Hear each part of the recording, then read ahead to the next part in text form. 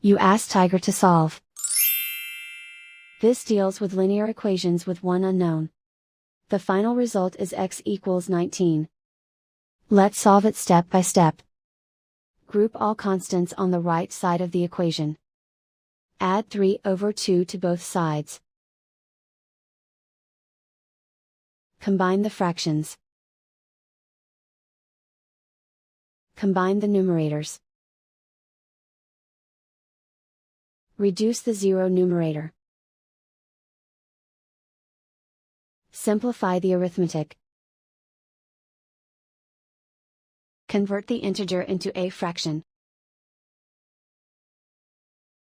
Combine the fractions. Combine the numerators. Isolate the x. Multiply both sides by inverse fraction 2/1.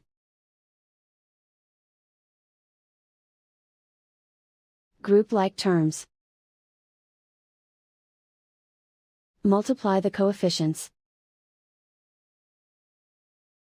Simplify the fraction.